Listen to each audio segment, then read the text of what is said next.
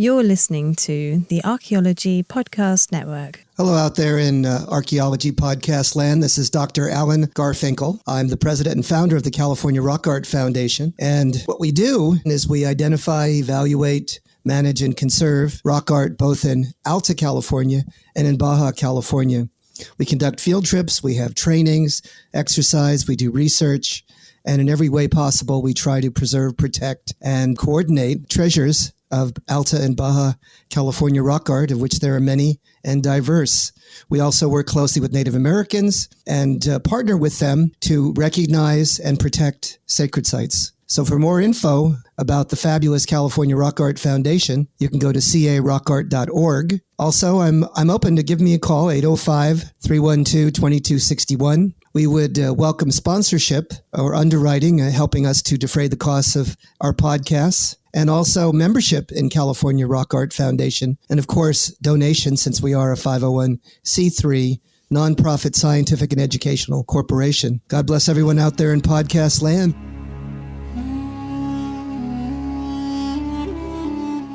You're listening to the Rock Art Podcast. Join us every week for fascinating tales of rock art, adventure, and archaeology. Find our contact info in the show notes and send us your suggestions.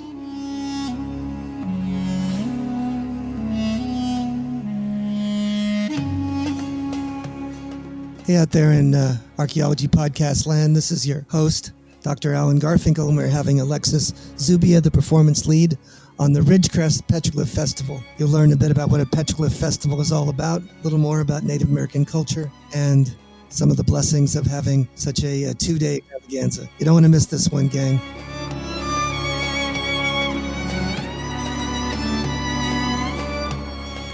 Hello, everybody in Archaeology Podcast land. This is your host, Dr. Alan Garfinkel, for episode 93 of the Rock Art Podcast.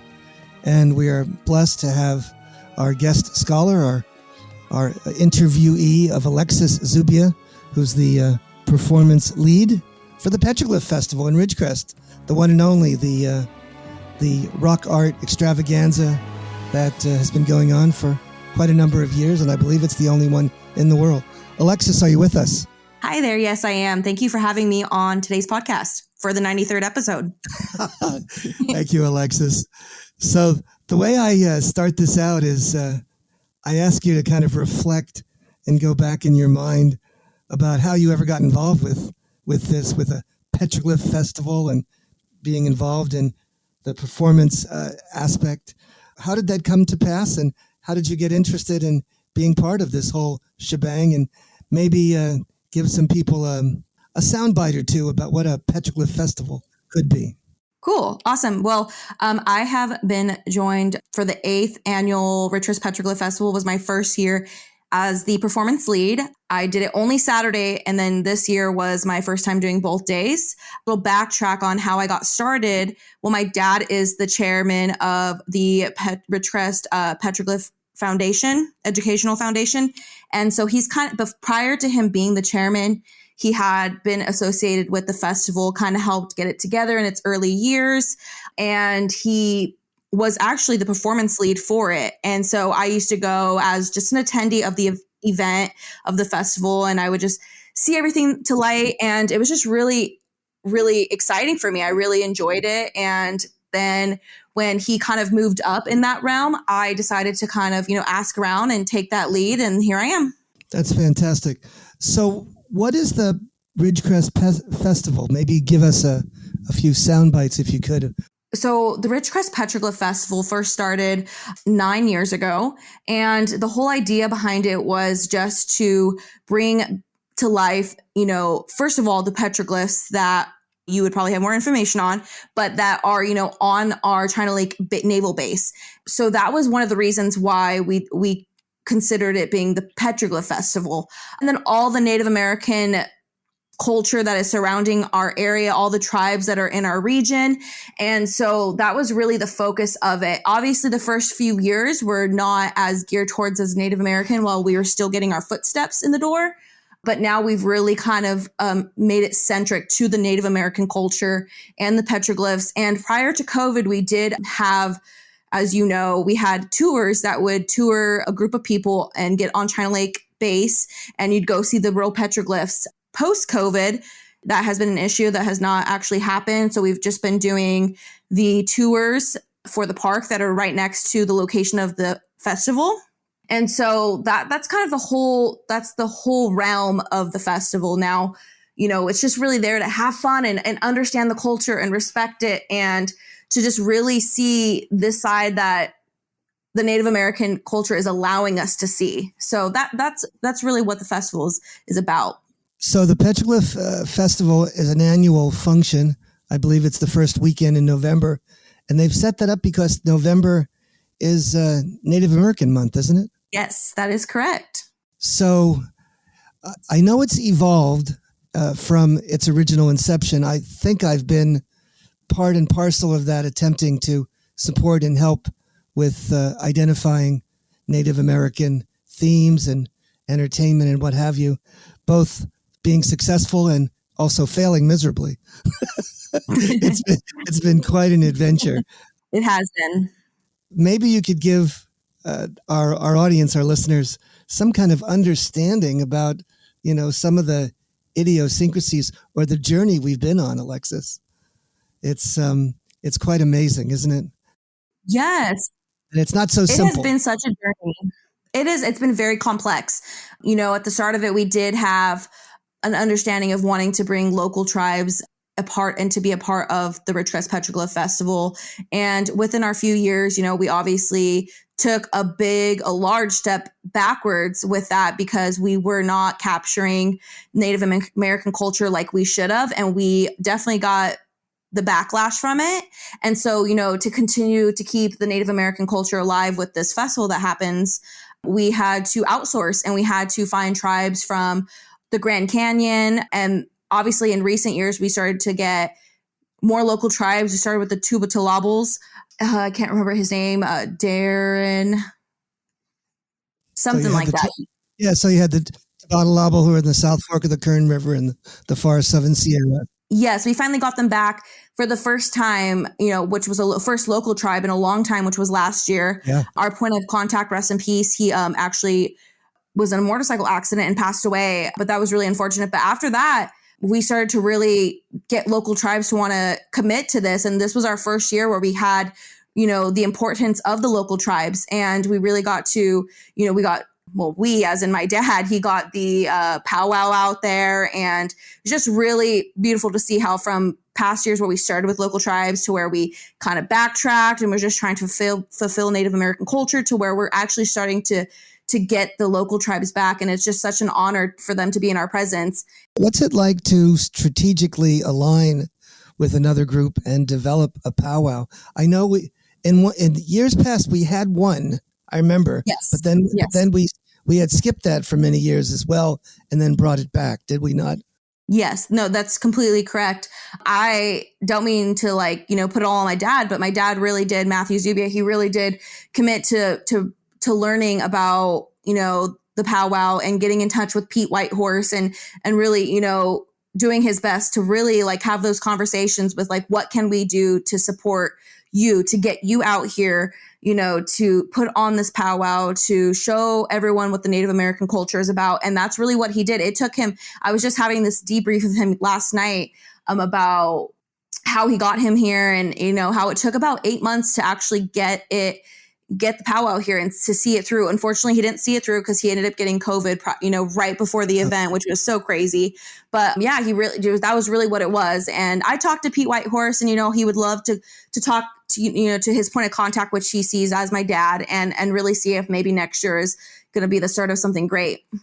Well, I know that I've experienced powwows before, not many, just a handful. And, I'm an anthropologist, archaeologist, and I sort of always felt kind of ill at ease. I didn't know what to do with myself when I was there, or what that was really all about.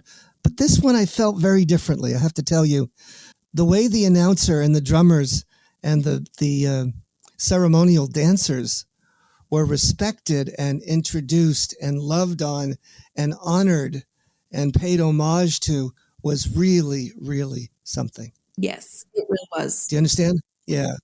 It was just a very different ambiance, a sense of recognition and partnership and blessings and prayer.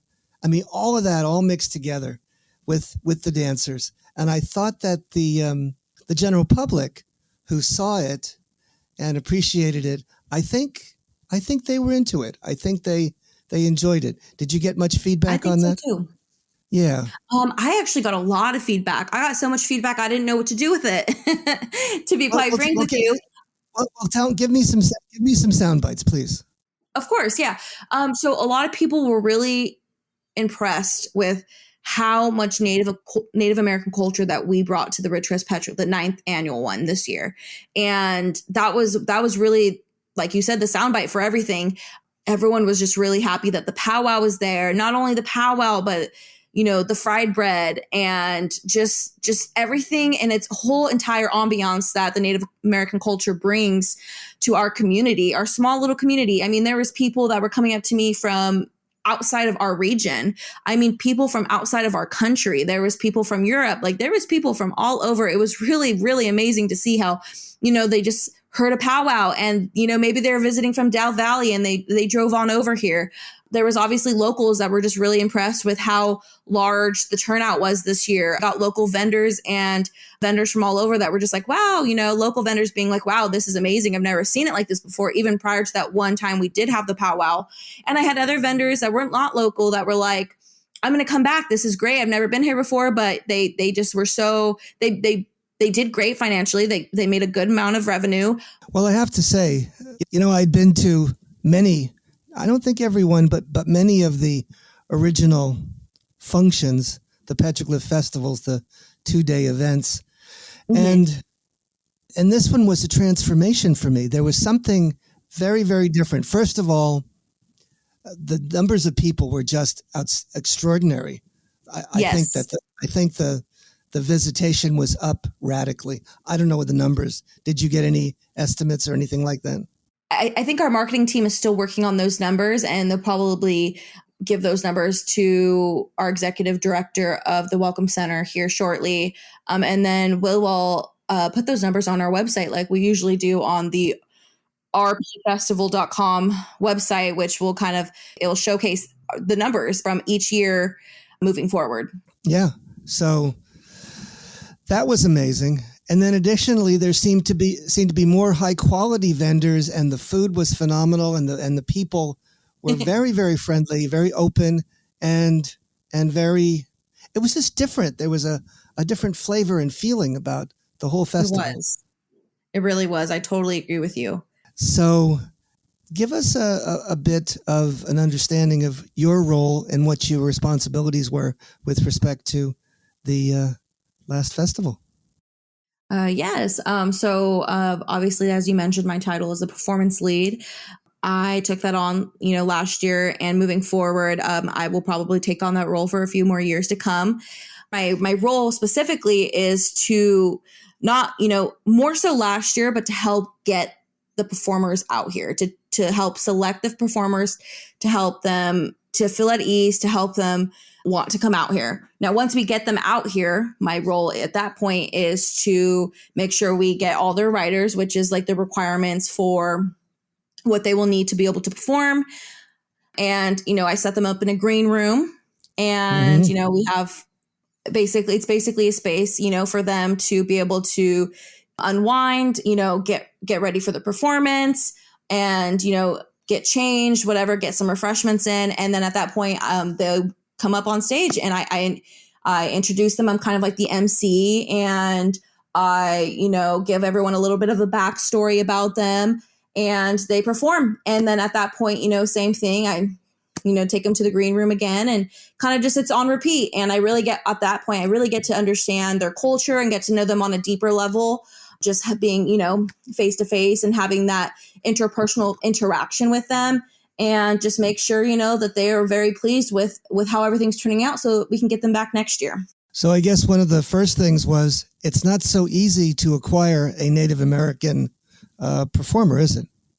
It definitely is not. If you were not at our 8th annual, a lot of the performers that were at our 8th annual were not back for our 9th annual. And that was just transitioning into local tribes and transitioning into getting different, understanding of the culture and from different sides of view, especially from our local region, which is something that we've been deprived of for a few years. And so yeah, it's definitely a challenge, but I really hope that this year's lineup sticks with us for a few years. We got a lot of great feedback from them. We had the basket weavers, we had Terry Goodell's nephew, Eric Hernandez. We had, I can't even name it. We just had some great performers. And I think that it really highlighted not only the Native American culture, but in a way that our Native American local region gave you a good cross section of understanding both the music, the dance, yes, the arts.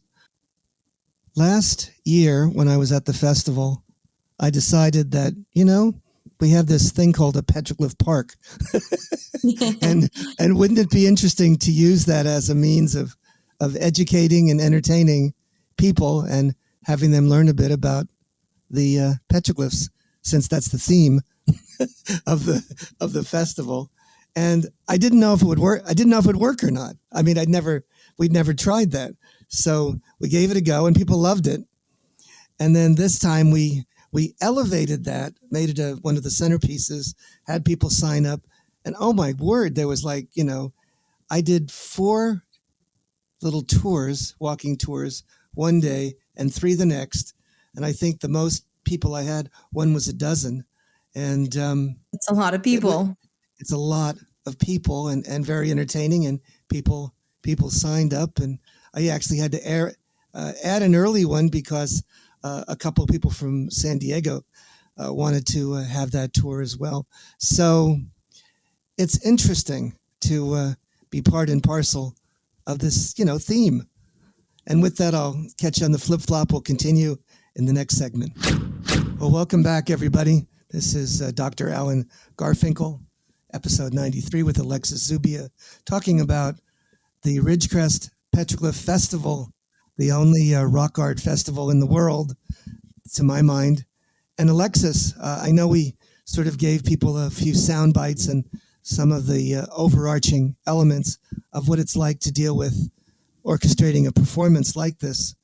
But what is the purpose of some sort of a 2-day affair like this and attracting the general public? What do we hope to accomplish? And I think the primary focus is really the Native American culture, for one, but really to get a crowd out there to want to dive into that culture and to want to learn about a culture that was so far past, what people think the reality of it was, and to really understand it in the way that it was not only for enjoyment, but for, respect and for, just a complete complex understanding in the way that a festival brings, food, friends, family, you name it, And so I think that's really like the primary purpose of having the festival, is to just dive deeper into that culture for people that may not be in that culture to want to be a part of it and be a part of something bigger than themselves. And I think that's really what we try to capture in this festival. Yeah. I know as an archaeologist, anthropologist, I've worked with Indians, Native Americans for 40, 50 years. And it's not always an easy interaction. Yeah. There's conflicts, there's different values, there's laws that are regulating the way I behave. And sometimes those laws are not respectful or not in the same vein as the Native American traditions or the directions they want me to go. So it's really a challenging circumstance. But with this festival, you have entertainment, you've got food, you've got fun, okay. but you do have authentic Native people that are attempting to preserve their culture, yes, through a variety of ways, through tradition, singing, drumming, dancing, decorative arts, what have you. And then introducing some of that to, I think, the public who may have never seen that before or may have never experienced it so intimately. Am I correct? I think you hit the nail on the donkey. I think that's exactly what it is. And I don't think I could have said it better. And quite frankly, I think that's exactly what the festival's about, preservation and of the Native American culture. So that's an interesting issue, preservation of Native American culture. And that kind of overlaps with the resource base that sort of spawned this whole festival. Now, Ridgecrest is attempting to brand themselves as the city of the petroglyphs. What does that mean? I think for one, like we highlighted earlier, the petroglyphs that are on the naval base, China Lake Naval Base. I think for one, that really is, the stepping stone for why the city of Ridgecrest holds this festival. I think they were looking for some sort of a tagline, a signature, right? Something that would give them distinction, and certainly the Matarango Museum being there on the main drag. Exactly. I mean, yeah, those two right there, and then introducing it every year for people to come see it again, or people that have never been to come and understand it in a way that they've never understood it before, or at all. And so I think that is why the city of Ridgecrest really tries to highlight such a festival, because it's important to highlight it. I mean, we said it earlier, preservation of the Native American culture. It's been hindered for so long. And I think that to speak out in a festival, it's like there's no other way. There's no better way to do that. Alexis, that's a really good, way to look at this, because I think one of the themes, the functions, the way in which that the city of Ridgecrest has partnered with the Ridgecrest Chamber of Commerce and the Welcome Center as well. There's a lot of different moving parts, isn't there? A lot of different entities that are all sort of integrating. You've got the Matarango Museum, and then you also have the base. Now, the base at China Lake, is 1 million acres, but their mission, of course, is to create instruments that we can defend ourselves with, and they're in the business of armaments and weaponry. So, but they have been a very active advocate in conservation, in allowing people to visit the One Main Canyon. Now, part of the reason that they were unable to facilitate visitation was twofold. Of course, one was because of the pandemic, right? Right. But what's the other one? The 2019 earthquakes. Right. Why don't we say a little bit about those earthquakes, Doctor? Yeah. I think we had 2 of them, right? We did. We had them, July 4th and then July 5th. Yeah, July 4th and July 5th. I think the 4th one was off the base. The 5th had its centerpiece there at the base. And correct. I'm told they have something like $8 billion worth of damage on the base. Something that's catastrophic. I did hear that it was all centered around the base, and most of the earthquake damage was on base, and it prevented, people from coming. They became, more stricter with civilian CAT, which I can't remember the terminology of the abbreviation, but it's essentially a security clearance card. And so, I'm just a regular civilian, and, at some point they just stopped permitting access. Did you work on base? No, I didn't. But my dad has been working on base for years. And so because of that, I was able to get a civilian access card and be able to, get on base for whatever I needed to go on base for, maybe the pool or maybe the bowling alley, fun little things, throughout that base. And yeah, at some point they restricted everybody after the earthquakes from being able to be a civilian on base, that including spousal cards, not even a spouse of the government employee could even access the base at that point. And to this day. Yeah. So I know that during my tenure, my association with the base through many, many decades, things have gotten more and more and more difficult to access the base, to go anywhere else but Little Petroglyph Canyon.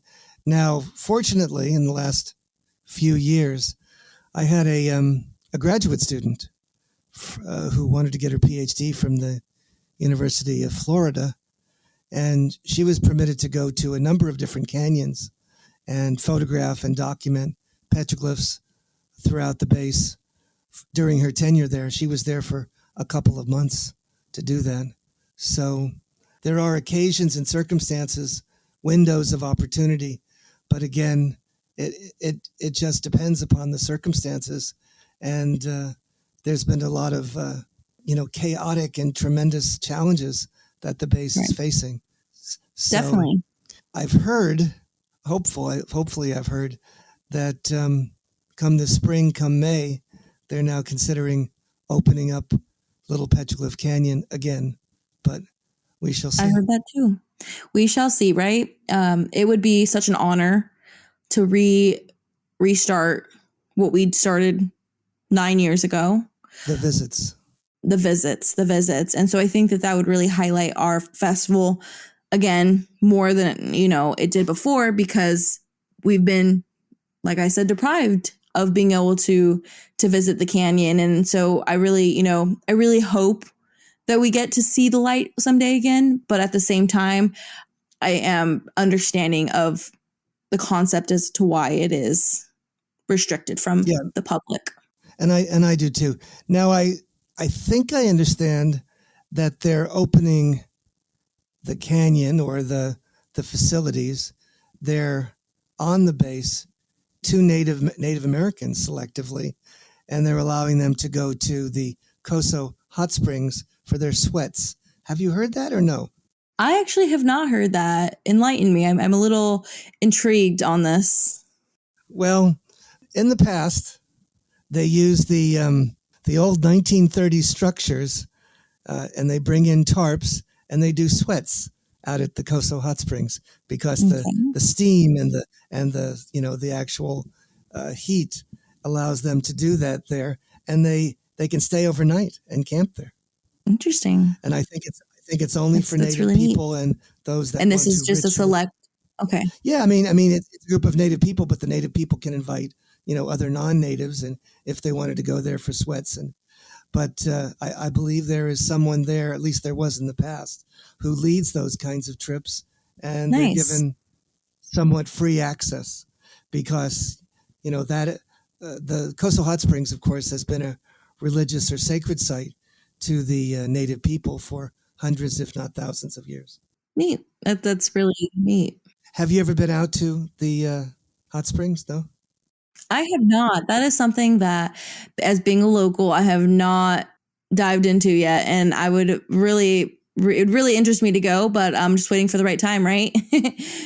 Yeah. And it's difficult in another situation where you'd have to have special access.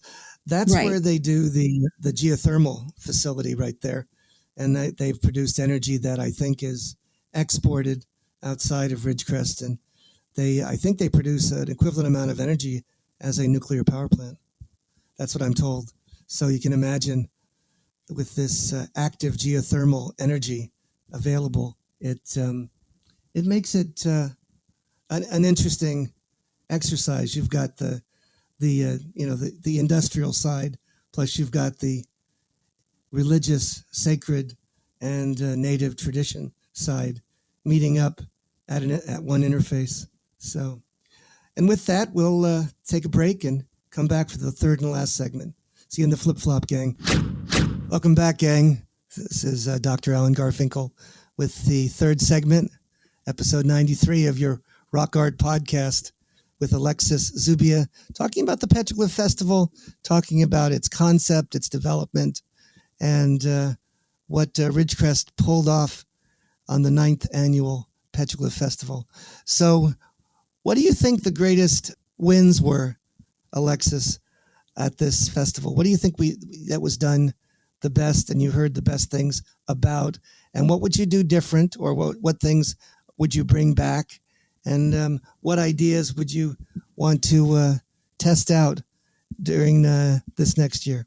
Yeah, well, I definitely think that we captured the Native American spirit, the culture, with having the powwow there, number one. I mean, they handled everything how they handled it. We gave them the reins. They basically ran it and, contributed the entire powwow. We just helped them get here, and they took it from there. And so I really think that us allowing them to do that, for one, was what really captivated the festival.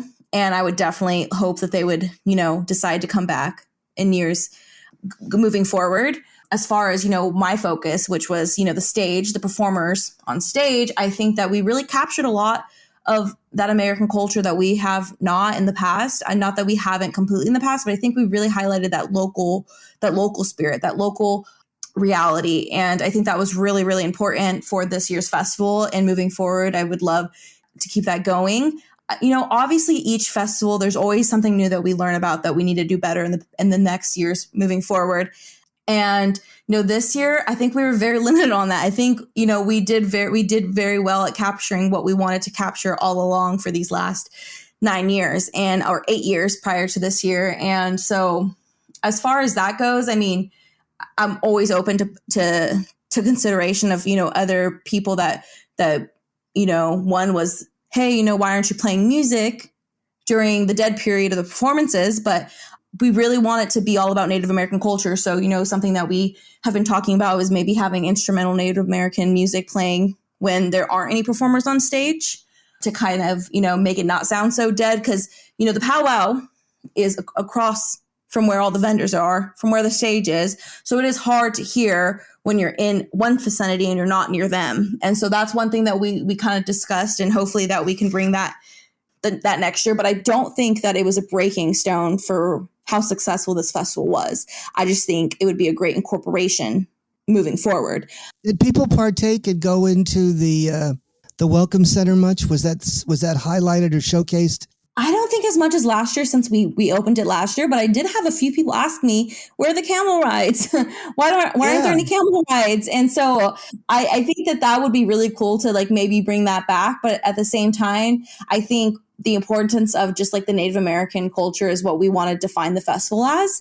And so the Welcome Center, yes, we would love for people to go to the Welcome Center. We'd love people to go check out, you had the virtual reality experience for people to understand, what was it, Little Rock Canyon or the petroglyphs? Yeah. And so, that would be great. But if not, come another day, we understand. But the concern with that is obviously there was a lot of people that were not locals at this festival. So we want everyone to get all the experience. But at the same time, it'd be great if they loved it so much that they come back and get a different experience that they did the year before. And so I think it's important to really just highlight the festival and have the Welcome Center. I mean, we had a booth there, and we were, selling, merchandise and letting, giving people information. And, I think one thing that we could highlight more is having more informational booths within the Native American culture. I mean, we had Dr. Parker and Lucy Parker there, and they're basket weaving ladies, and they had a lot of information. I mean, years of knowledge in their culture. And I think that right there was so great to capture that information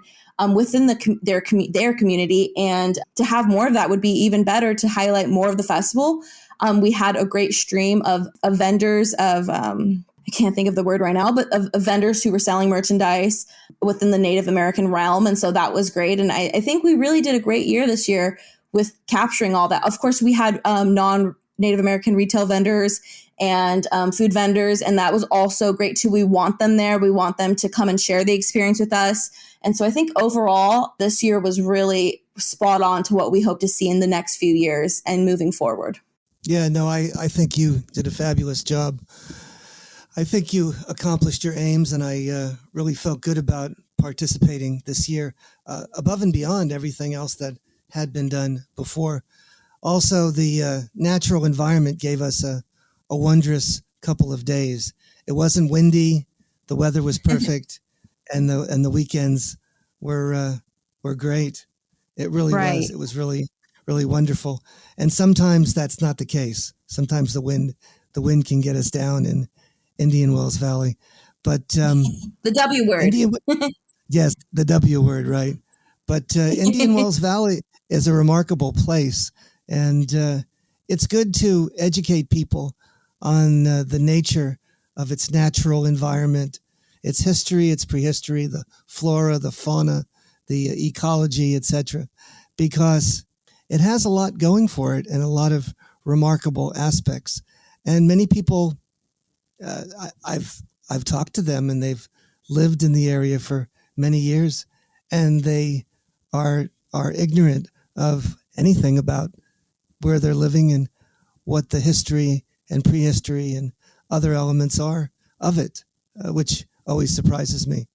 And I've also noticed that a number of the hotels and other elements don't even know about the Petroglyph Festival to speak of, which is surprising to me after so many years. Right.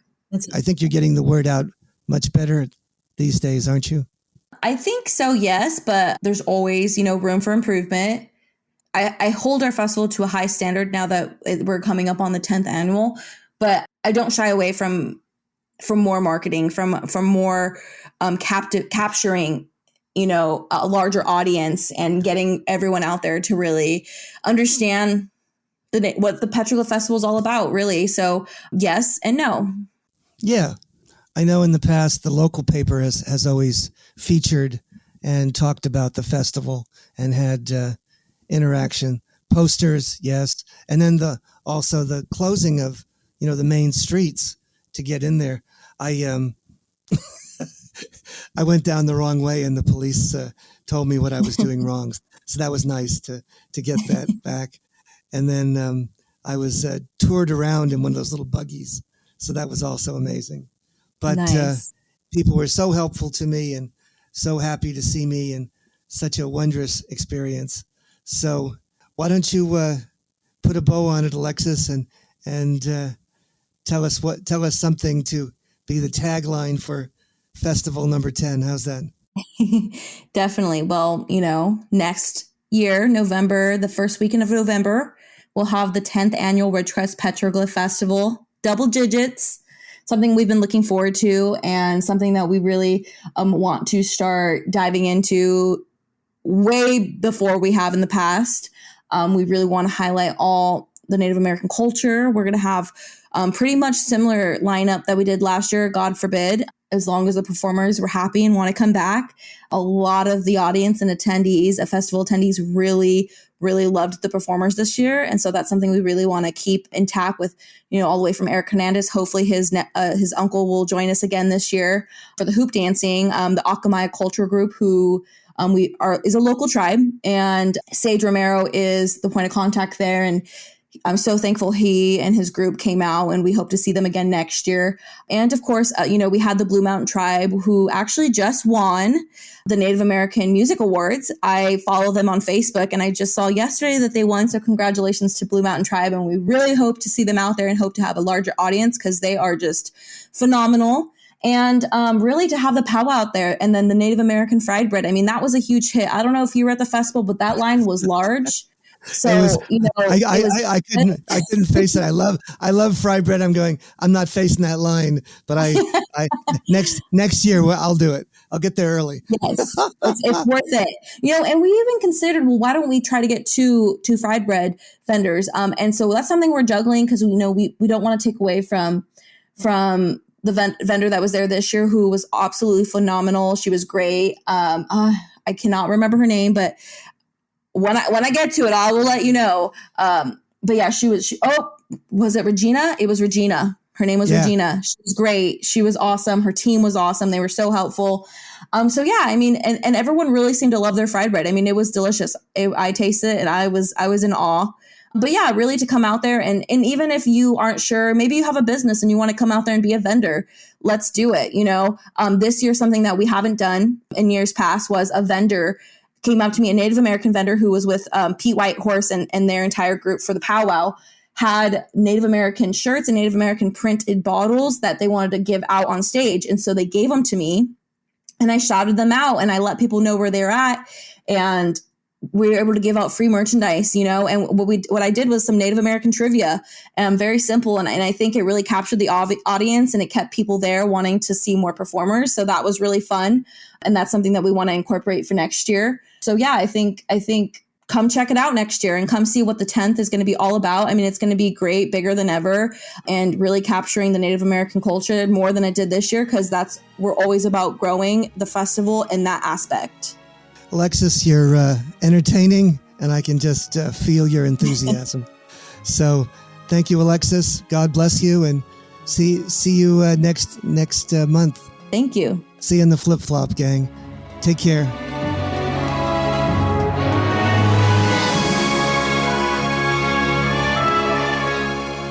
Thanks for listening to the Rock Art Podcast with Dr. Alan Garfinkel and Chris Webster. Find show notes and contact information at www.archpodnet.com/rockart.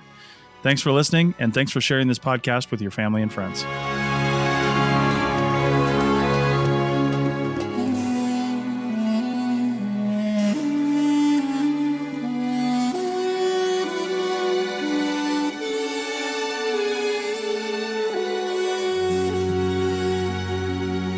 This episode was produced by Chris Webster from his RV traveling the United States, Tristan Boyle in Scotland, DigTech LLC, Culturo Media, and the Archaeology Podcast Network, and was edited by Chris Webster. This has been a presentation of the Archaeology Podcast Network. Visit us on the web for show notes and other podcasts at www.archpodnet.com. Contact us at chris@archaeologypodcastnetwork.com.